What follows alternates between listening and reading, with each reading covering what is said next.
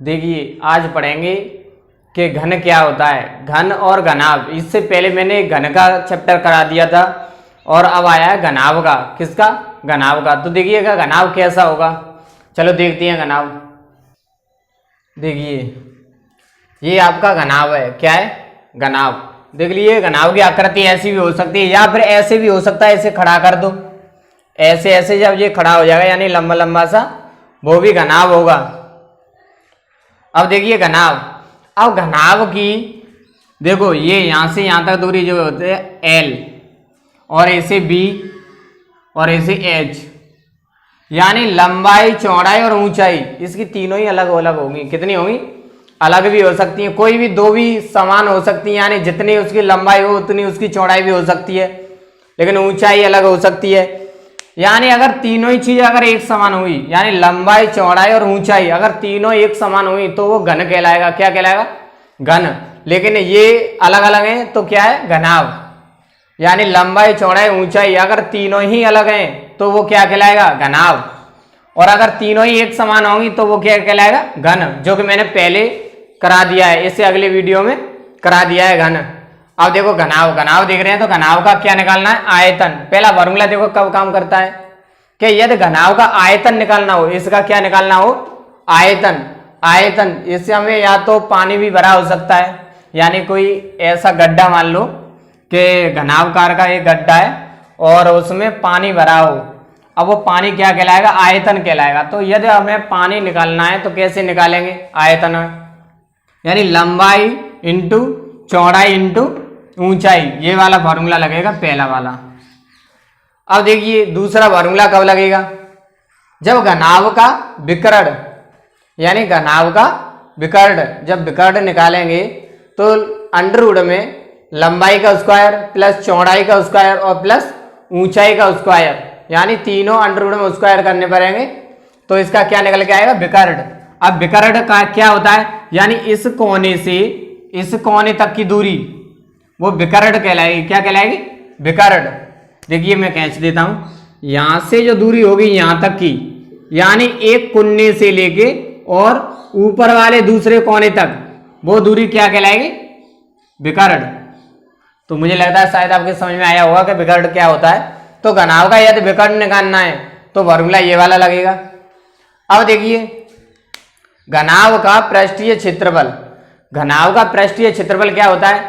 यानी जितना भी इसका पृष्ठ है अगर उसका क्षेत्रफल निकालेंगे, यानी ये कोई डिब्बा है और इसे हमें रंगना है, क्या करना है? कलर करना है। तो कलर करेंगे तो नीचे भी करना पड़ेगा, साइड में भी करना पड़ेगा, ऊपर भी करना पड़ेगा, यानी चारों तरफ इसके कलर करना पड़ेगा। तो वो क्या कहलाएगा? पृष्ठीय क्षेत्रफल। तो पृष्ठीय क्षेत्रफल यदि हम निकालेंगे इसका तो 2 और कोष्ठक में लंबाई इंटू चौड़ाई प्लस चौड़ाई इंटू ऊंचाई प्लस ऊंचाई इंटू लंबाई, यानी ये वाला फॉर्मूला रखना पड़ेगा और निकाल सकते हैं। तो देखिए अब कैसे क्वेश्चन होंगे, तो क्वेश्चन देख लेते हैं। क्या देखते हैं? क्वेश्चन। तो देखिएगा पहला क्वेश्चन, देखिए क्वेश्चन क्या दे रखा है इसमें। देखो क्वेश्चन क्या कह रहा है? एक घनाभ की लंबाई 10 मीटर, चौड़ाई 8 मीटर, ऊंचाई 6 मीटर है तो उसका आयतन ज्ञात कीजिए। अब ये घनाभ है एक, और घनाभ का क्या पूछ रहा है? देखिए घनाभ का क्या पूछ रहा है? आयतन। तो हम आयतन बता सकते हैं। देखिए लंबाई कितनी दे रखी है? 10 मीटर, और चौड़ाई देखो कितनी दे रखी है? 8 मीटर, और ऊंचाई ये वाली कितनी? 6 मीटर। समझ में आ रही होगी मुझे लगता है आपके। अब देखिए आयतन निकालना है। क्या निकालना है? आयतन। तो घनाभ का आयतन, आयतन निकालना है तो फॉर्मूला ये वाला लगेगा, यानी L into B into H, यानी लंबाई चौड़ाई ऊंचाई, यानी 10 इंटू 8 इंटू 6, इसे करेंगे तो कितना होगा? 80, 80 छिक्के यानी अछिंग 48 0, यानी 480 मीटर क्यूब। ये आपका आयतन निकल के आया है। क्या निकल के आया है? आयतन। आगे देखिए, इसी सवाल को मानकर वो ये भी कह सकता था इसमें कि इसका विकर्ण ज्ञात कीजिए, यानी क्या निकालिए, घनाभ का विकर्ण, यानी लंबाई चौड़ाई ऊंचाई सेम ही वही है, यानी 10 मीटर 8 मीटर 6 मीटर, और इसमें वो कह सकता था कि इसका विकर्ण ज्ञात कीजिए, यानी घनाभ का विकर्ण निकालिए। यानी आप देखो विकर्ण निकालेंगे तो देखो फॉर्मूला यही वाला रखना पड़ेगा, कौन सा, ये वाला दूसरा, यानी लंबाई का स्क्वायर यानी एल का स्क्वायर प्लस बी का स्क्वायर प्लस एच का स्क्वायर, यानी लंबाई का स्क्वायर चौड़ाई का स्क्वायर और ऊंचाई का स्क्वायर। तो रख दो, देखिए इसी में रख दे रहे हैं, यानी लंबाई कितनी दे रखी है 10, यानी 10 का स्क्वायर प्लस 8 का स्क्वायर प्लस 6 का स्क्वायर। ठीक है, अब देखिए अंडर रूट में 10 का कितना हुआ 100 प्लस 8 का कितना हुआ 64 प्लस 6 का कितना हुआ 36, 6 का कितना हुआ 36। अब क्या करेंगे, इसे क्या कर दो, देखिए यहां से अलग हो रहा है ये, यानी इसे जोड़ दो, यानी 36 और 64 100 और 100 200, कितना आया जोड़ करके 200, यानी अंडर रूट में 200।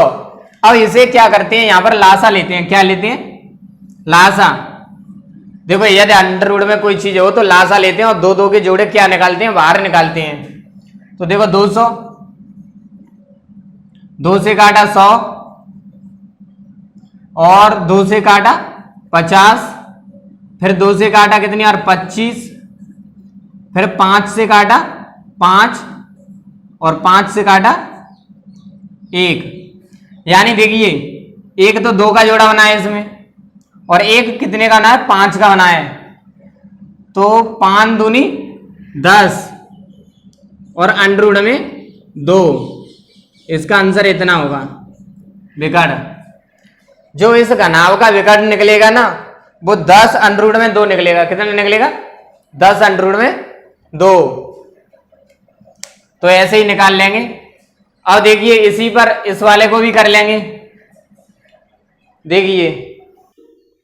देखिए इसी सवाल में वो कह सकता है कि घनाभ का पृष्ठीय क्षेत्रफल ज्ञात कीजिए। क्या कह सकता है, घनाभ का पृष्ठीय क्षेत्रफल ज्ञात कीजिए। अभी तो इसने आयतन पूछा था पहली बार, लेकिन आयतन भी हमने निकाल दिया, और आयतन नहीं पूछा था, फिर उसके बाद विकर्ण हमने अपनी तरफ से निकाला था। अभी अब अपनी तरफ से ही इसी सवाल का हम क्या निकाल रहे हैं, घनाभ का पृष्ठीय क्षेत्रफल। तो देखिए अगर पृष्ठीय क्षेत्रफल निकालेंगे तो कैसे निकालेंगे, देखिए फॉर्मूला ऐसे ही लगा दो, यानी फॉर्मूला कौन सा है 2, देखिए 2 कोष्ठक में लंबाई इंटू चौड़ाई प्लस चौड़ाई इंटू ऊंचाई यानी h प्लस ऊंचाई इंटू लंबाई, इसी फॉर्मूले को लगा दो इसमें। क्या निकालने के लिए, घनाभ का पृष्ठीय क्षेत्रफल, यानी बाहर का जो पृष्ठीय क्षेत्रफल होता है उसे निकाल रहे हैं। तो देखिएगा यानी 2, देखिए ये वाला 2, अब लंबाई कितनी है 10 इंटू बी कितनी है 8 प्लस अब देखिए चौड़ाई कितनी है 8 इंटू एच कितनी है 6 प्लस अब देखिए एच कितनी है 6 इंटू लंबाई कितनी है 10, कोष्ठक बंद कर दो। यानी देखिए 2 कोष्ठक में ये कितना हुआ 80, कितना हुआ 80 प्लस ये कितना हुआ अच्छिंक 48 प्लस ये कितना हुआ 60। देखिएगा अब क्या करेंगे, देखिए 2 ऐसे और ऐसे सबको जोड़ दो, क्या कर दो जोड़ दो, तो जोड़ के कितना हो जाएगा, यानी देखिए 0 8 8 यानी 8 6 और 4 10, 10 और 8 18। देखिए दोबारा जोड़ेंगे तो कितना हो जाएगा 188। दोबारा जोड़ लो, देखो 0 8 8 तो 8, 6 और 4 10, 10 और 8 18। अब देखिए यहां पर क्या कर दो, 2 का गुणा कर दो कितने से, 188 से 2 का गुणा कर दो। तो देखिए 2 का गुणा जब करेंगे इससे तो 8 दूना 16 और 8 दूनी 16 और 1 17। हासिल है 1 2 और 1 3। आपका जो आंसर निकल के आया वो कितना निकल के आया, 376। कितना निकल के आया, 376। तो यही इसका आंसर होगा, किसका, घनाभ का पृष्ठीय क्षेत्रफल। यदि घनाभ का पृष्ठीय क्षेत्रफल निकालेंगे तो सेम उसी तरीका से निकालेंगे जैसे इस फॉर्मूले में रखा है यहां पर। देखिए तो यदि समझ में नहीं आया हो तो वीडियो को दोबारा पीछे करें और दोबारा भी आप देख सकते हो कि एक ही सवाल में मैंने तीनों फॉर्मूले करा दिए हैं और फॉर्मूलों को याद कर ले।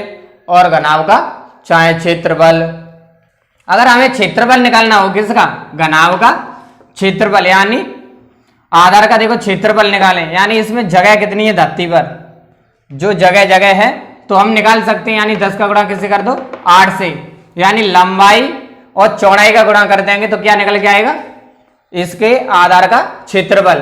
तो 80 निकल के आएगा क्षेत्रफल। हमें तो आयतन निकालना है, आयतन निकालना है तो पहला वाला फॉर्मूला लगाओ।